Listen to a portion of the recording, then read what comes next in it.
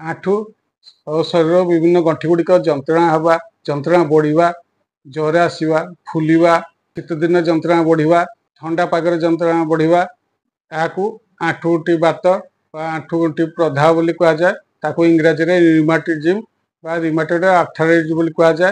यह साधारणतः 40 वर्ष पर बेसी होबार देखा जाए। यह विभिन्न कारण अपक अन्नरस बा जो खाद्य हजम हुए नहीं ता शरीर जमी ताकू टॉक्सिक पदार्थ कहुए।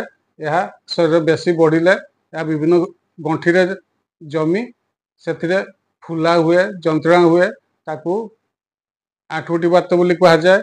यह गंठी खटखट शब्द हवा एवं गंठी फुली जाए एमती गंठी गुड़िक भांगी मुड़ी हुए नहीं ए झाड़ा सफा हुए नहीं एवं रक्त एथ्रोसाइड ता जमाट बांधी हार्ट डिजीज उत्पन्न करे। यह केवल भल हो पार आयुर्वेद चिकित्सा आयुर्वेद डाक्तर को परामर्श अनुଯାयी आयुर्वेदिक औषध खाइबे एवं ता सहित मालिश सेक इत्यादि नेले किछि खाद्य बारण नियम मानले संपूर्ण भाव भल हो पार।